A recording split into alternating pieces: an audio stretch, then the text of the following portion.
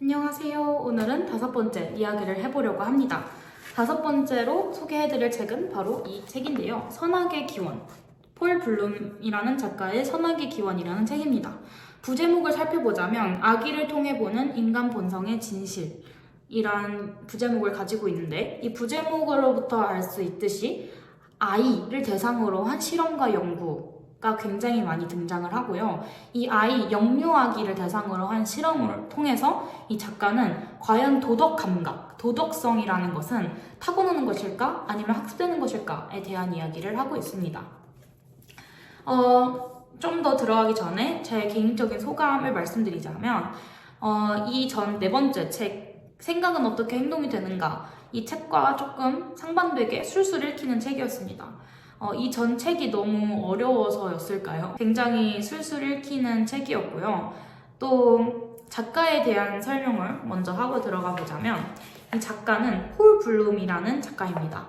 이 작가는 예일대학교 심리학과 교수로 발달심리학과 언어심리학 분야의 세계적인 권위자이고요. 언어, 예술, 종교, 윤리 등 다양한 분야를 탐구해서 인간 심리를 파헤치는 창의적인 시각으로 학계에 큰 영향력을 미치고 있다고 합니다.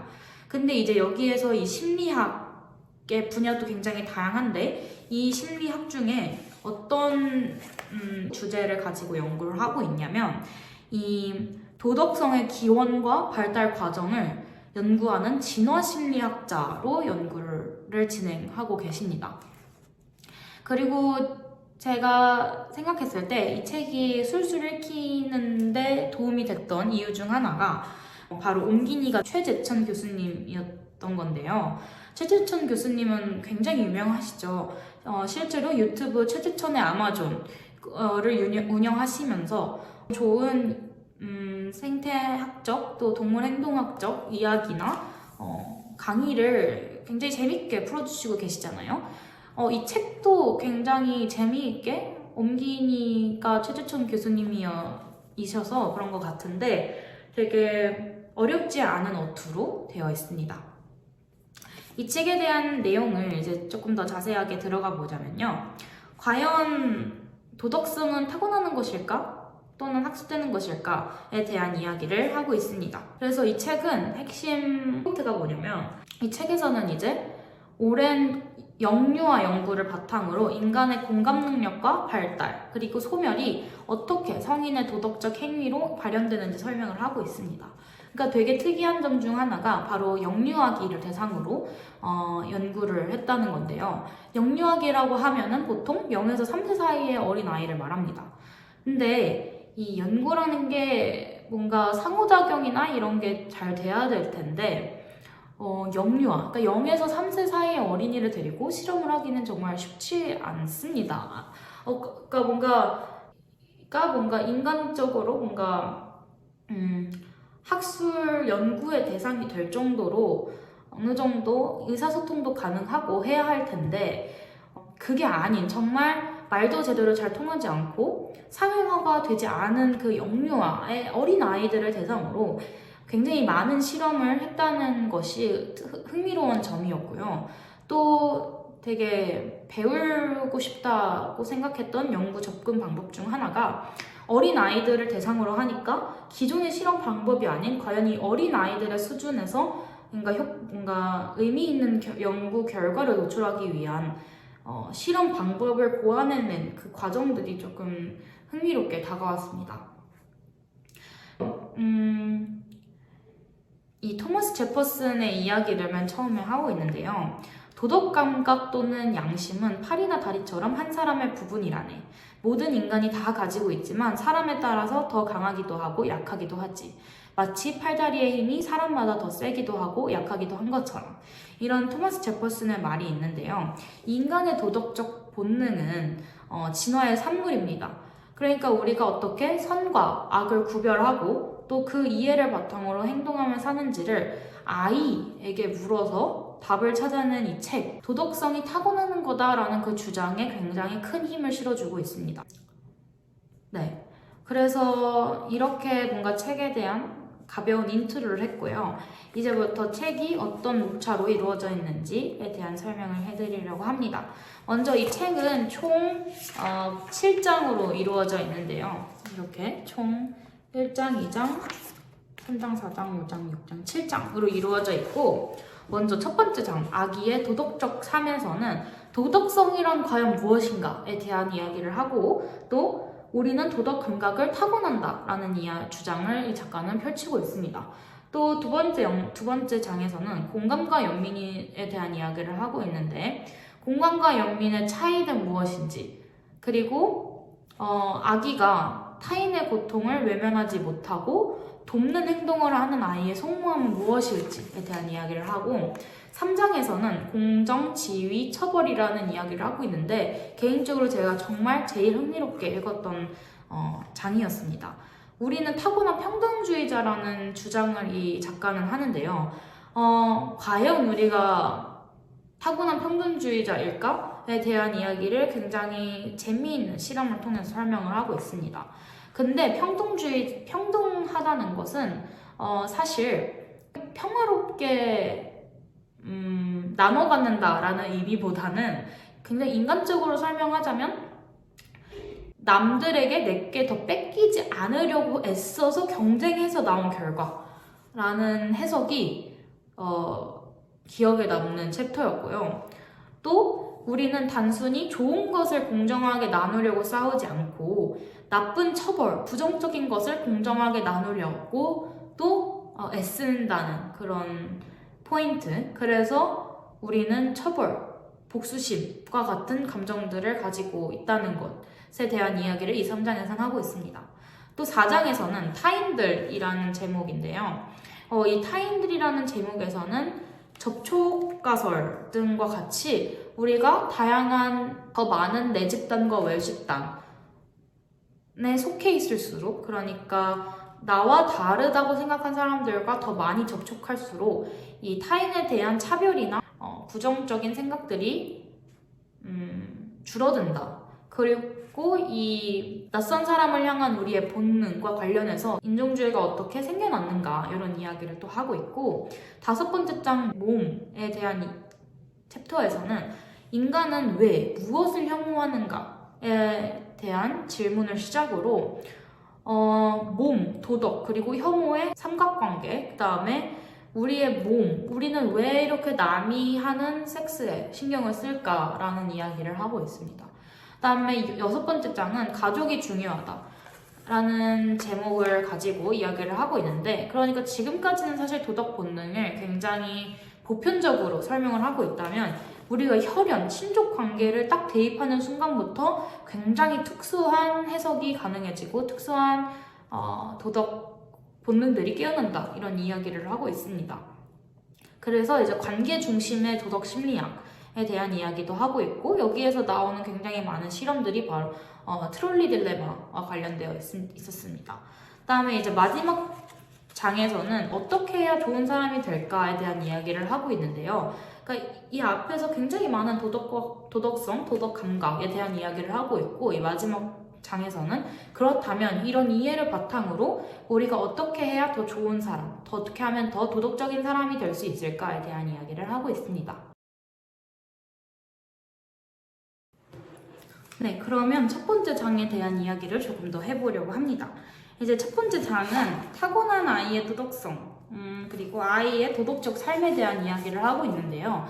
이 책에서 등장했던 인상 깊었던 실험 중 하나가 0에서 3세 사이의 아이를 대상으로 한 실험이어서 굉장히 눈높이에 맞는 실험을 설명을 해주고 있는데, 그게 뭐냐면 이렇게 제가 그림을 그려왔는데, 이렇게 아이가 어떤 애니메이션을 봅니다. 근데 그 애니메이션 내용이 뭐냐면 이런 동그라미가 있고, 동그라미가 언덕을 오르려고 하고 있고, 오르려고 하고 있는데, 이제 네모는 조력자입니다. 그러니까 동그라미가 그 언덕을 올라갈 수 있게 뒤에서 이렇게 받쳐주는 역할을 하고, 세모는 그 동그라미가 올라올 수 없게 방해하는 역할을 합니다. 그래서 정리하자면 동그라미가 이제 올라가려고 하고 있는데, 세모는 방해꾼이고 네모는 조력자입니다. 그러고 난 다음에 그 0에서 3세 사이의 어린 아이에게 그 도형 블록을 준 다음에 어디로 손을 뻗는지, 그러니까 세모랑 네모가 있을 때 어디로 손을 뻗는지를 확인을 해봤는데, 연구 결과를 모아보니 굉장히 다수의 아이들이 조력자인 네모에게 손을 뻗었다고 합니다. 이것이 이제 의미하는 바는 아이는 선한 행동과 악한 행동을 정말 어린 나이 때부터 평가가 가능하고 선과 악을 구별할 수 있다는 것을 함축하고 있습니다. 그래서 이 작가가 이야기하고 있는 거는 우리는 도덕감을 갖고 태어난다 라고 이야기를 하고 있습니다. 그리고 또 부정성 편향이라는 이야기를 하고 있는데요. 그러니까 부정성 편향이라는 것은 우리가 좋은 것에 대한 감수성이 나쁜 것에 대한 감수성보다 훨씬 더 일찍 출현하며 굉장히 더 그 좋은 것에 대한 감수성이 훨씬 더 강렬하게 나타난다는 부정적 편향을 또 이야기를 하고 있습니다.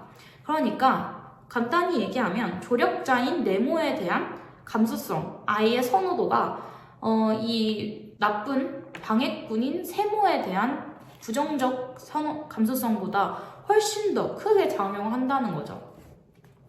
그리고 또 이 첫 번째 장에서 이야기를 하고 있는 것은 그렇다면 도덕성이란 무엇일까에 대한 이야기를 하고 있습니다. 여러분도 한번 생각해 보세요. 과연 도덕성은 무엇일까요? 이 작가가 책에서 이야기를 하고 있는 것은 무엇이 선한 것이고 무엇이 악한 것인가를 식별할 수 있는 능력 자체를 도덕성이라고 이야기를 합니다.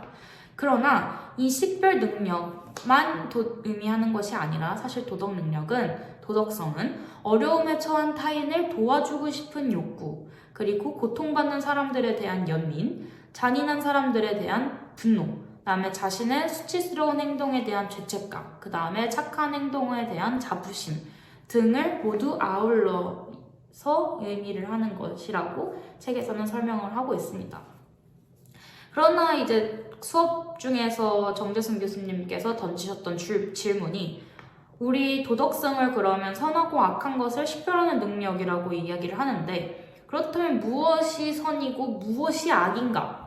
그거를 나누는 기준은 과연 무엇일까에 대한 질문을 해주셨습니다. 그래서 생각을 해봤는데 사실 사람마다 선과 악이 아주 조금씩은 다를 수 있죠. 예를 들면 곤충을 너무너무 좋아하는 친구에게는, 곤충학자가 되고 싶은 친구에게 거미를 얼굴 앞에 들이미는 것은 어떻게 보면 도덕적으로 선한 행동인 거죠. 왜냐면은 나는 그 친구는 곤충을 좋아하니까. 하지만 저처럼 곤충을 조금 무서워하고 좋아하지 않는 사람 앞에 곤충, 진해 같은 것을 들이미는 행동은 도덕적으로 악하다고 볼 수 있습니다. 그런 식으로 뭔가 상황에 따라 선과 악의 그 식별 기준이 명확하지는 않지만 우리가 그냥 모두가 동의하는 그런 보편적인 선과 악은 존재합니다. 예를 들어서 살인 또는 강간, 폭행, 절도 이런 것들은 그냥 유니버셜하게 악하죠. 악한 행동이고, 또 남을 도와주고 정말 선의의 마음, 그 다음에 기부, 봉사 이런 것들, 그 다음에 또 선한 행동이라고 하면은 남을 구해준다거나 아니면은 배가 정말 고픈 사람들에게 밥 한 끼를 내어준다던가, 이런 것은 누가 봤을 때도 선한 행동이죠. 보편적으로 우리가 가지고 있는, 그냥 직감적으로 우리가 알고 있는 선과 악은 분명히 존재합니다. 그것은 자명하죠. 근데 이 책에서의 포인트는, 그러니까 이런 도덕성이 학습된 도덕성도 있겠지만 물론 기본적인 도덕성의 범위도 굉장히 큰데, 이 큰 도덕성 범주 안에 정말 원초적인 도덕 본능들이 있잖아요. 그러니까 남을 도와주고 싶고, 그 다음에 아까의 이 애니메이션의 내용처럼 동그라미가 올라갈 수 있게 도와주는 네모는 굉장히 선한 도형 캐릭터로 그려지고 있고, 또 방해하고 있는 세모는 방해꾼으로 아이가 타고나듯이 인식하듯이 정말 우리가 그 나쁘고 좋은 것을 구별할 수 있는 그런 원초적인 능력은 타고난다라고 이 작가는 실험적으로 이야기를 하고 있습니다.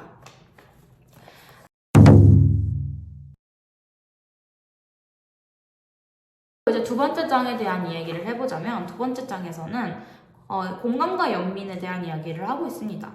그래서 맨 처음에 서두를 여는 사례가 뭐였냐면 사이코패스에 대한 이야기입니다. 사이코패스는 공감 능력이 부족합니다. 높은 지능도 가지고 있고 뛰어난 사회적 기술도 가지고 있지만 이들에게 결여된 것은 바로 공감 능력입니다. 그리고 타인의 고통에 정상적으로 반응하는 능력이 전혀 발현되어 있지 않아요. 그래서 감사도 느끼지 못하고요. 느끼더라도 정상적인 사람들에 비해 적게 느끼고 수치심도 느끼지 않으며 도덕적인 정서가 전혀 없습니다. 근데 제가 이 책에서 이 사이코패스에 대한 설명 중에 되게 소름 돋았던 설명 중 하나가 뭐냐면, 만약에 읽어보실 분들이 있다면 70페이지에 있는데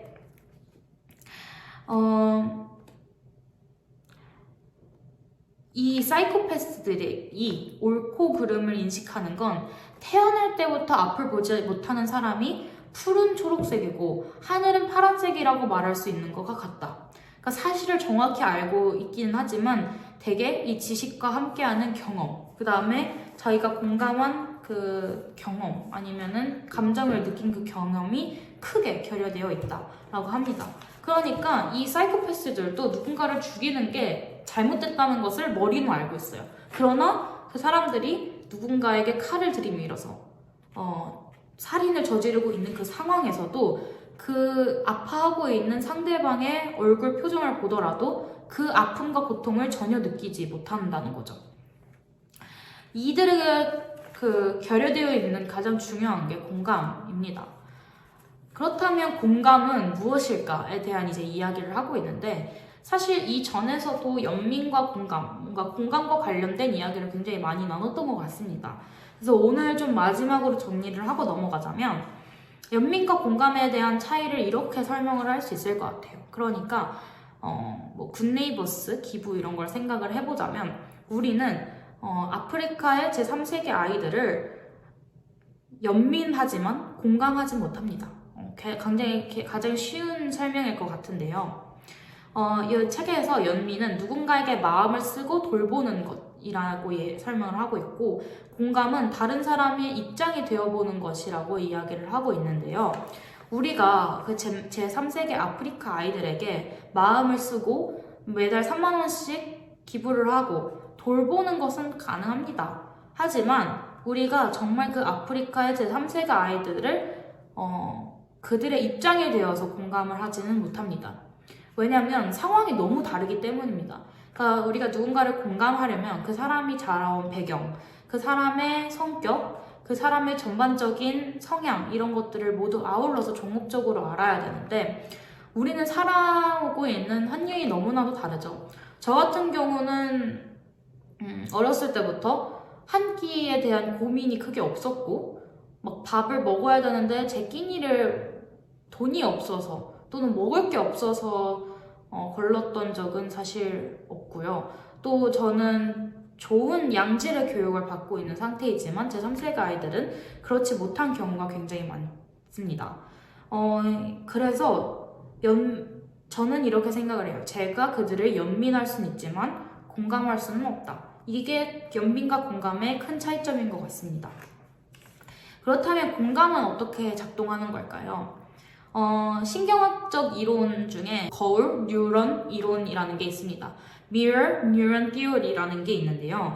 이것은 어떻게 작동을 하냐면, 그러니까 내가 타인을 보면은 그 타인을 마치 내가 거울을 보듯이 바라보고 내 뇌 속에서 내 뉴런이 마치 타인의 그 뉴런과 똑같이 작용한다는 이론인데, 예를 들면 이런 겁니다. Y라는 사람이 굉장히 고통스러워하고 있어요. 근데 이제 X가 Y를 보면서 X도 똑같은 고통을 느낍니다. 그래서 X는 Y의 고통이 사라지기를 막 바래요. 그래야지 자신의 고통도 사라지니까. 그래서 자신의 고통도 사라지길 바라고, 또 그 Y의 고통이 사라져야 X의 고통이 사라지기 때문에 X는 Y를 도와줍니다. 이게 바로 거울 뉴런 이론인데요.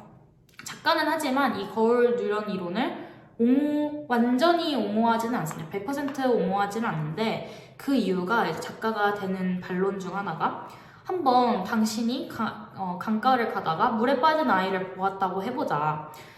아이가 막 공포에 질려서 헐떡이는 모습을 발견을 했을 때 보통의 인간 같은 경우는 X가 Y의 고통을 똑같이 느껴서 막 고통스러워하지 않고 사실은 현실적으로는 어떻냐면 그 아이의 익사의 그 공포, 고통을 간접 경험하지 않은 상태로 그냥 물속에 뛰어들죠. 내가 구하려는 마음이 있다면 물속에 뛰어들죠.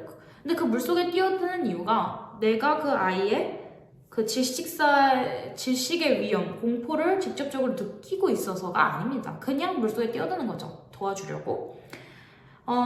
그리고 또 막 내가 물에 빠지는 느낌에서 벗어나고 싶은 마음 때문에 도와주는 건 아닙니다. 그래서 이 작가는 공감 능력은 어떻게 작동하는가에 대한 한 이론 중 하나인 거울 뉴런 이론에 대한 것을 100% 받아들이고 있지 않지만 거울 뉴런 이론은 신경학적으로 굉장히 모델링된 공감 능력, 공감이 어떻게 작동하는지를 이야기를 해주는 이론입니다. 그래서 이 작가는 또 영유아기 아이들에게 고통에 처한 사람을 외면하지 않는 그런 성향이 보인다는 것을 또 실험적으로 증명을 해냅니다. 예를 들어서 한 살 아이를 대상으로 이제 실험을 한 내용이었는데요. 한 살 아이가 굉장히 괴로워하고 있는 다른 한 살 아이를 보면은 쓰다듬으며 달래주었다고 합니다. 실험적으로 증명이 되었는데 이게 이제 영장류에서도 굉장히 비슷한 결과가 나왔다고 해요. 우리가 읽은 두 번째 책, 그 책에, 네, 지성의 기원, 그 책에서 바로 영장류 때부터 네 번째 혁신인 공감 능력, 세 번째 혁신이었나요? 공감 능력이 등장한 것이 바로 영장류였다라는 이야기를 했잖아요. 그렇듯이 영장류까지는 사실 이 비슷한 공감 능력이 보여지는데 원숭이만 돼도 이 공감 능력, 그러니까 한 살 아기가 누군가를 괴로워하고 있으면 쓰다듬으면서 달래주는 그런 현상이 원숭이부터는 발현되지 않는다고 합니다. 근데 또 작가는 이런 이야기를 합니다.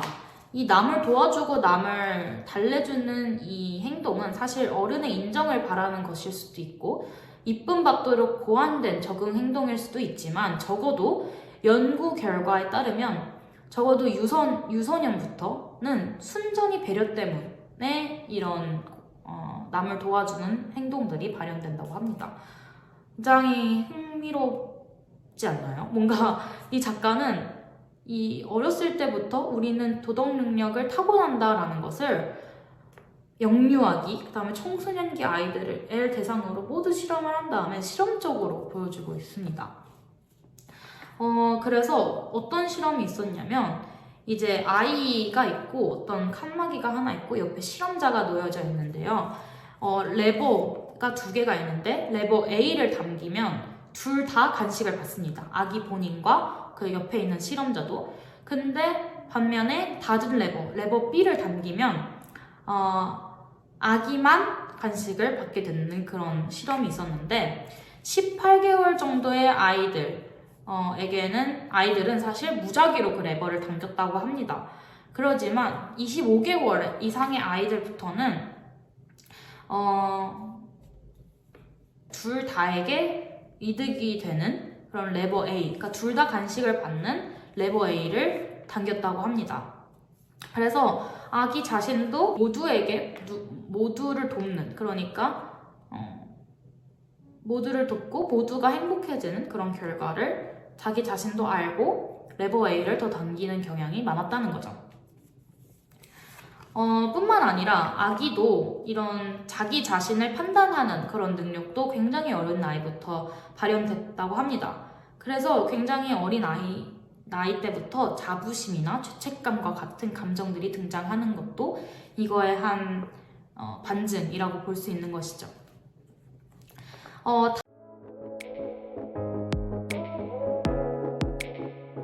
네 번째 장, 네 번째 장에 대한 이야기를 하고 이 첫 번째 영상을 마무리를 이제 100페이지에 나온 도덕 감정론으로 마무리를 해보려고 합니다. 이 도덕 감정론은 애덤 스미스가 쓴 책인데요. 작가는 이 도덕 감정론을 이상하게만큼 굉장히 많이 인용을 합니다. 근데 서론에서 자기가 이 도덕 감정론에서 엄청난 감명을 받았기 때문에 앞으로도 이 책 전반적으로 많이 인용될 거다라고 이야기를 하고 있는데 책을 끝내면은 찾아 읽고 싶은 생각이 들더라고요. 그래서 이 도덕 감정론으로 이 첫 번째 영상을 마무리를 해보자면, 아무리 인간이 이기적이라 해도 분명 인간의 본성에는 몇 가지 원칙이 있다. 이들 원칙 때문에 인간은 타인의 운명에 관심을 가지게 되고 타인의 행복이 필요하게 된다. 자신에게 파생되는 것이라고는 타인이 행복한 모습을 바라보며 느끼는 즐거운 뿐이더라도 말이다. 이런 종류에 해당하는 것이 동정 또는 연민이다. 이것은 우리가 타인의 비참함을 실제로 보거나 아니면 생생하게 상상할 때 느끼는 감정이다. 우리는 대개 타인의 슬픔에서 슬픔을 느낀다. 이것은 굳이 입증하려고 예를 들 필요도 없을 정도로 너무 명백한 주지의 사실이다. 인간의 본성에 해당하는 인간 본연의 다른 모든 격정적인 감정이 그렇듯 이 감정도 결코 덕망있고 인도적인 사람들에게만 국한된 것이 아니다. 물론 그런 사람들은 아마 누구보다도 예리한 감수성으로 이런 감정을 느낄 수 있겠지만 말이다. 도덕 감정론의 한 파트를 인용을 하면서 이 첫 번째 영상을 마무리하도록 하겠고요. 굉장히 이 챕터에 맞는 인용 문구죠.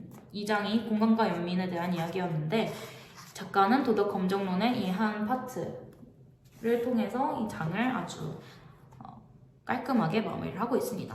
다음 영상부터는 이 책의 3장과 4장에 대한 이야기를 해보도록 하겠습니다. 감사합니다.